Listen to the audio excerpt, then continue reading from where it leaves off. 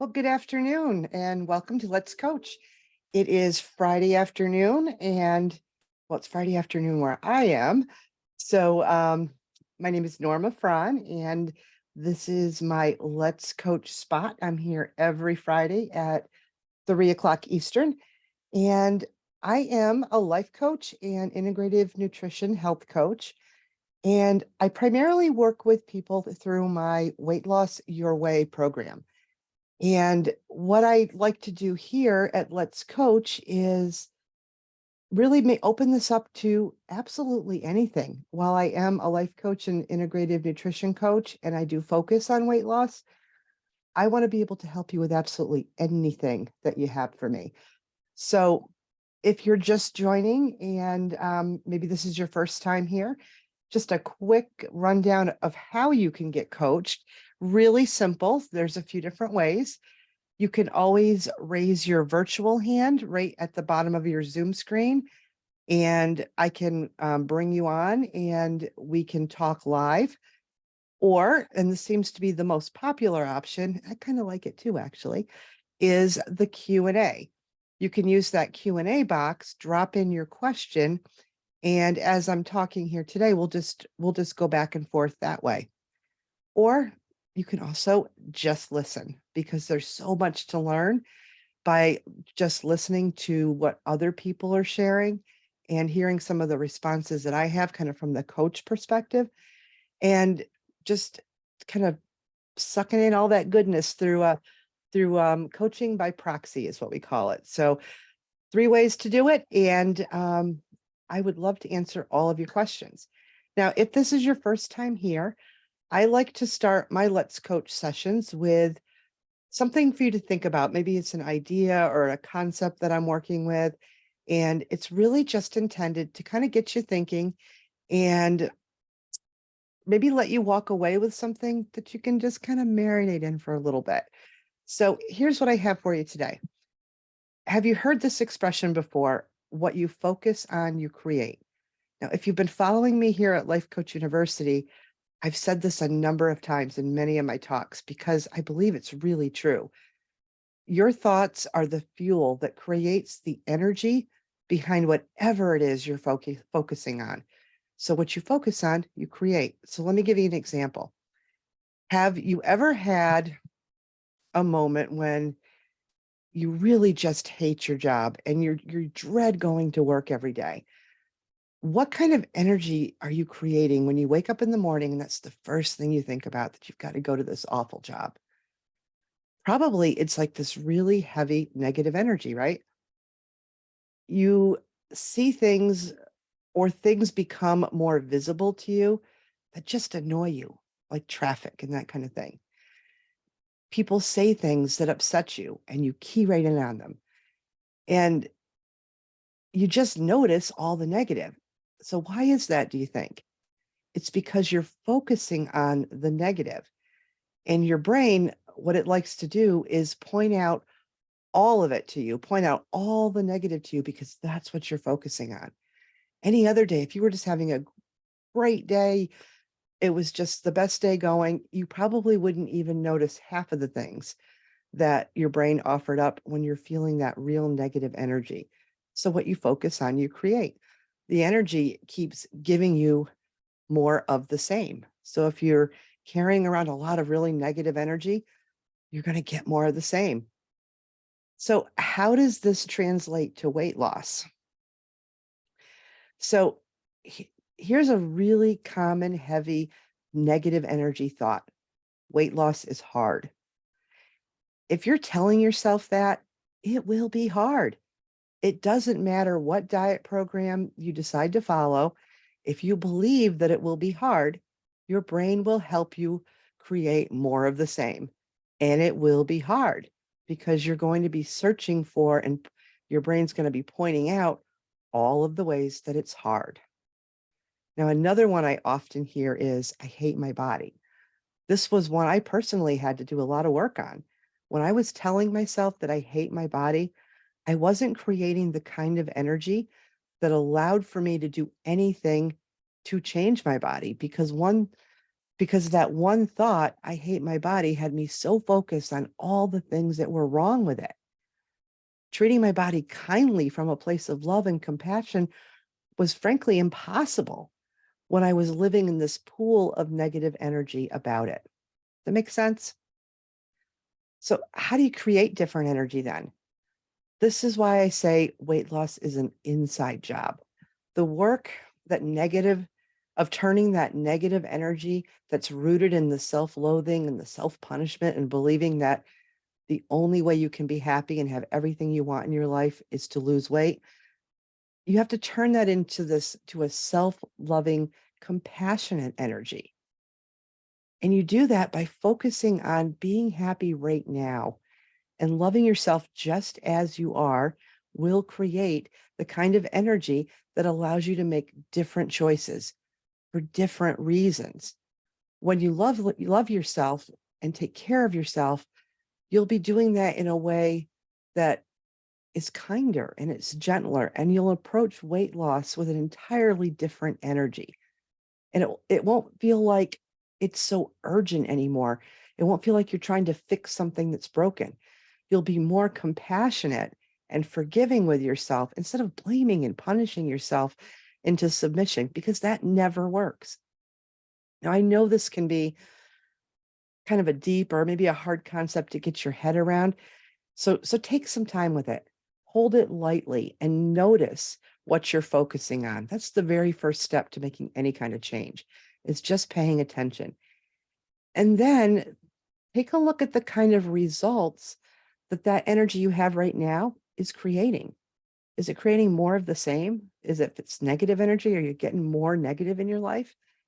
And don't worry, once you notice it for what it is, that it's just negative energy.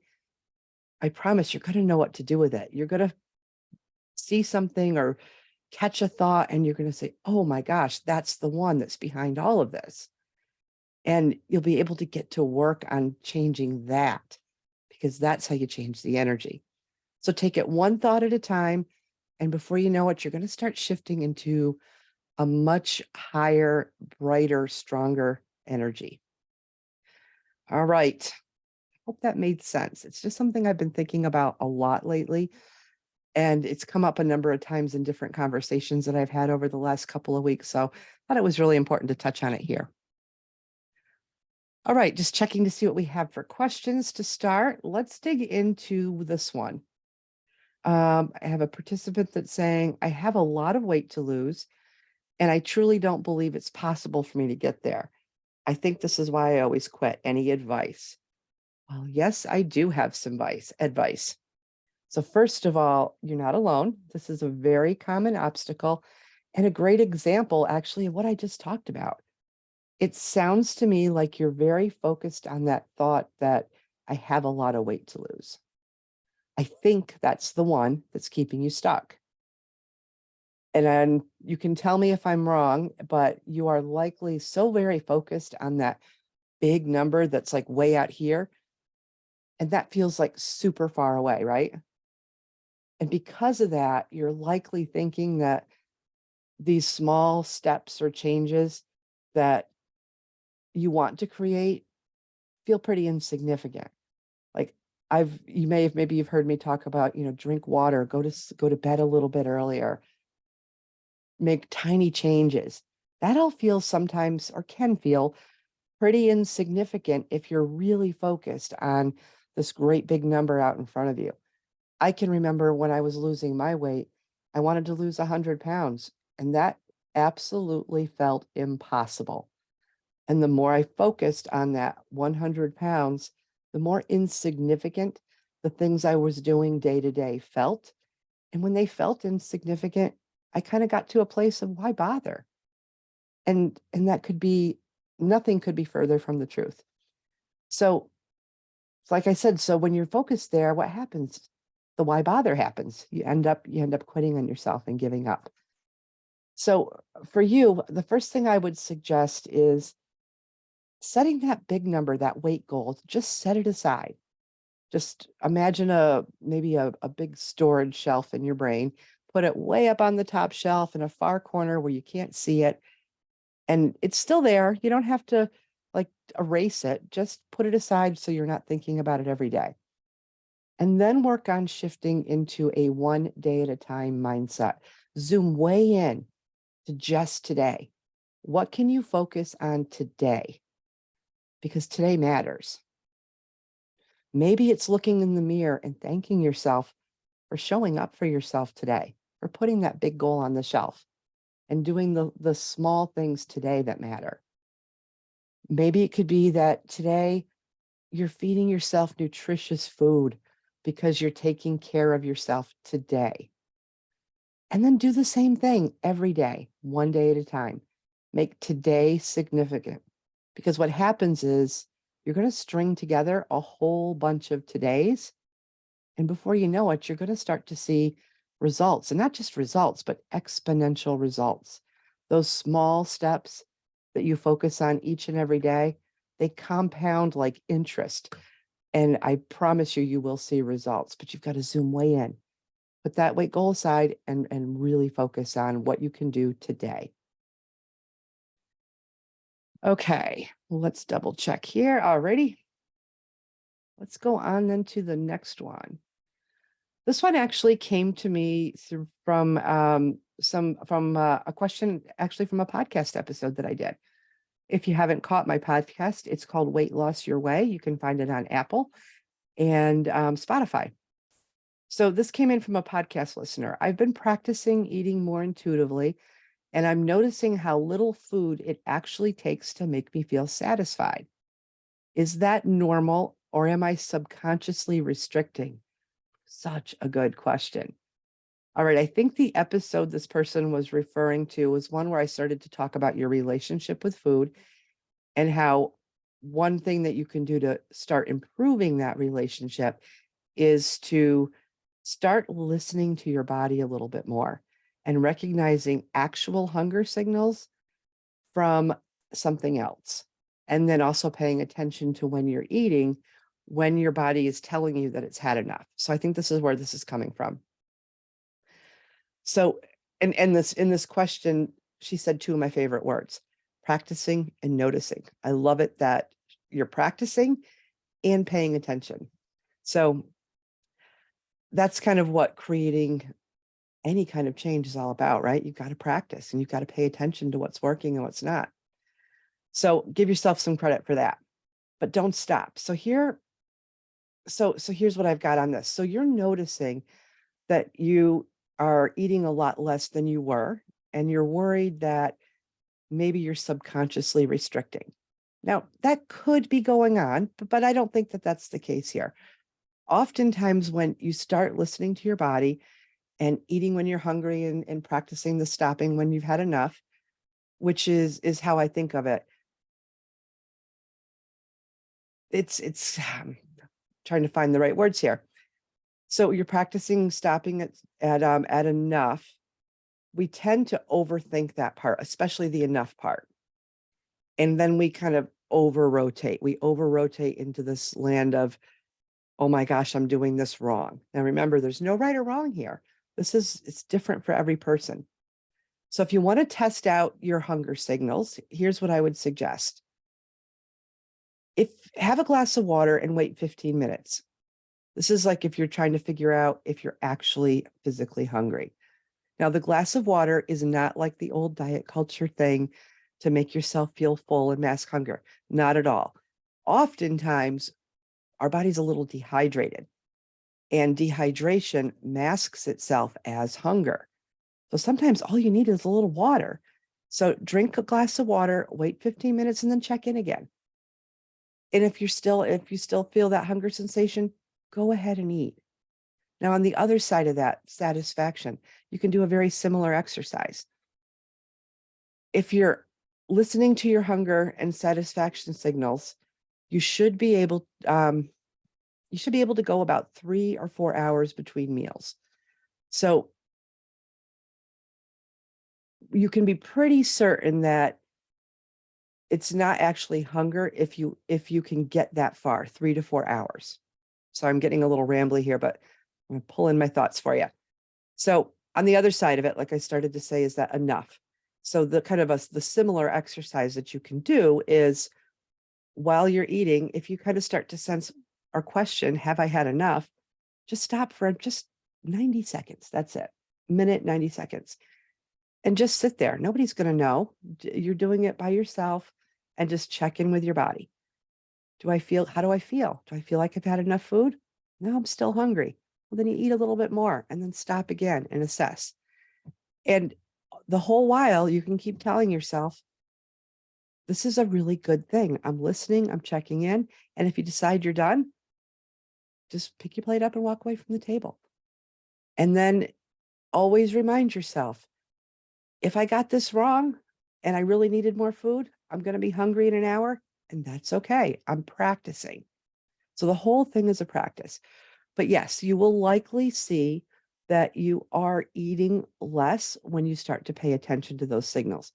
But don't try to be perfectionistic about it, because there is no perfectionism in this, I promise you. And it's going to be different every single day. This happens to me all the time. Some days I'll wake up and I won't eat my first meal until about 11 o'clock because I'm just not hungry. And then other days, actually today, by 7 a.m., I have actual stomach growls and I'm ravenous. Now, nothing was different. I didn't do anything different yesterday or this morning that would make me feel hungry. So rather than overthinking that and trying to figure it out, just gonna roll with it. I was hungry at 7, so I'm gonna eat. Doesn't matter that yesterday I was hungry at 11.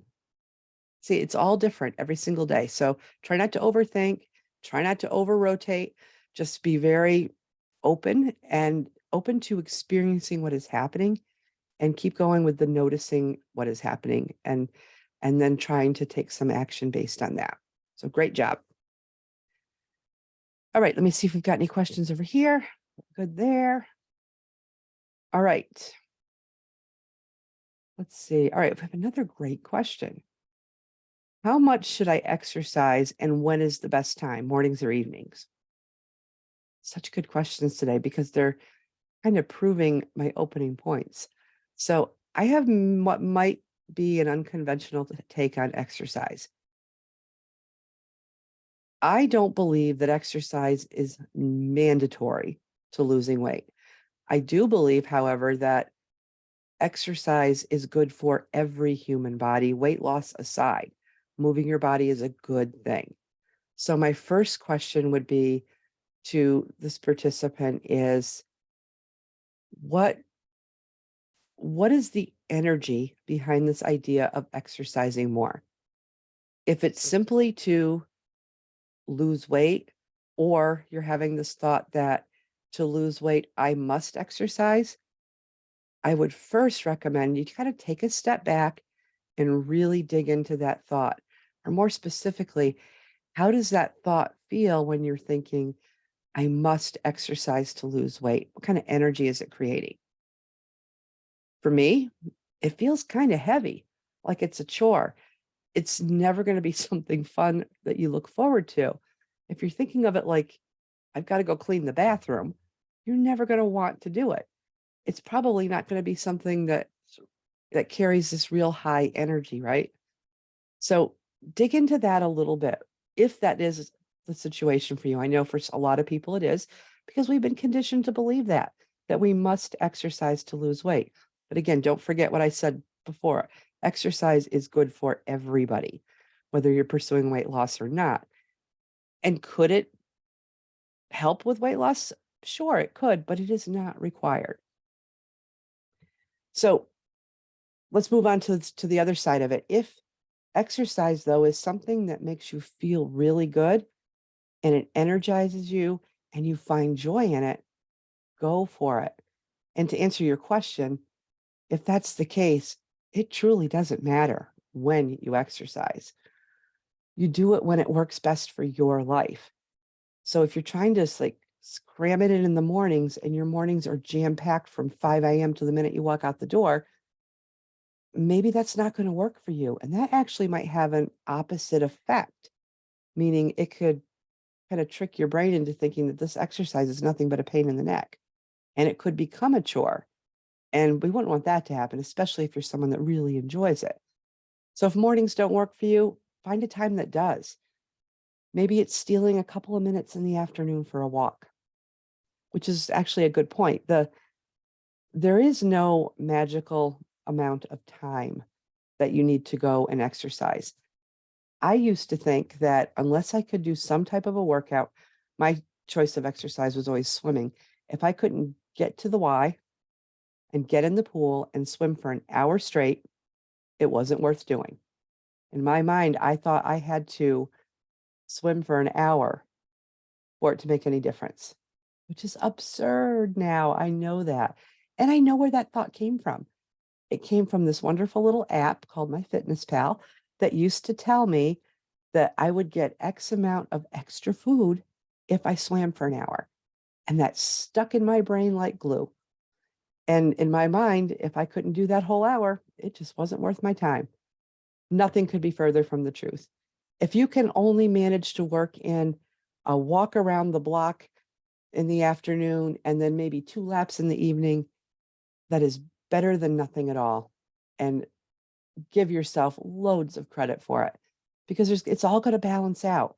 There's going to be days when you can spend whatever amount of time it is that you want to spend, and other days you can't because we have real lives and we have to make room for this stuff. And to avoid it becoming a chore like cleaning the bathroom, we've got to do it in a way that works for us instead of forcing it in and sacrificing other things that are equally as important for the sake of exercising to lose weight. So I hope that makes sense. Oh, yes. So the last thing I'd say about the exercise, though, is, and I know you've heard this before too, make sure you're doing something you enjoy. So if you're somebody that just hates to run and you're not a runner, but you want to exercise, starting out with a couch to 5K program is probably not your best choice. That's going to take you right back to that negative energy thing again. No matter how much you want to be physically active, if you just hate running, there is no amount of willpower that's going to keep you doing a couch to 5K program for very long. And I love, love, love to move my body, but you will never see me out running. I am not a runner. I don't like it. But there's so many other things you can do. You're more likely to find me, though, out in the woods, taking a walk with the dogs or on a yoga mat. And it's all still movement. It makes very little difference what you're doing as long as you're moving. Excuse me 1 second.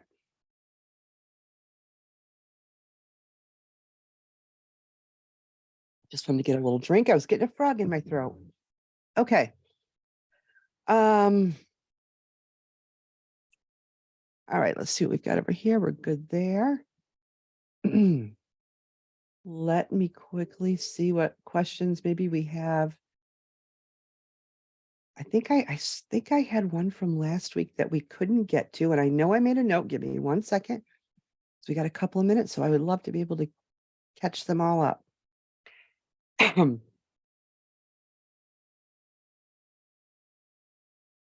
Yeah, I think we got those covered. All right. What else do you guys have for me?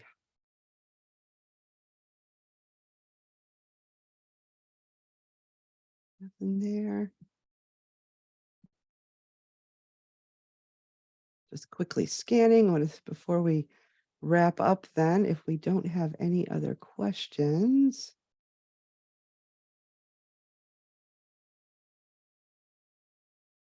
I think we have got them all. Everybody's very quiet today, but that's okay. That's okay. All right. So if you're listening on replay and you happen to have a question, I would encourage you to, you can do a couple of different things actually. You can go to the Life Coach University website, go to the coaches tab, and just find my picture, click the big button under that, and send me a note with your question. I will respond to you personally. You can also reach out to me directly through my support at normafrahncoaching.com. My name's right in the corner of the screen there for the spelling. And I'd be happy to talk with you via email. And the last thing I think I would offer to you, if you are interested in going a little bit deeper with weight loss your way and learning a little bit more about how I approach that, I do have a free getting started guide that is available right now. And if you'd like that, same thing, you can send me an email or go to the Life Coach University website, click on the button under my picture, and just let me know that. So just say, hey, I want that getting started guide, and I will send it right off to you. It does come with a little bonus. You'll get 2 full weeks of coaching and questions and Q&As and anything like that through the Voxer app if you download the guide and want to dig into it. So I would be more than happy to send that to any of my Let's Coach listeners. All right, everybody, we are just about at the bottom of our time together. So we'll go ahead and sign off. I hope you have a beautiful weekend.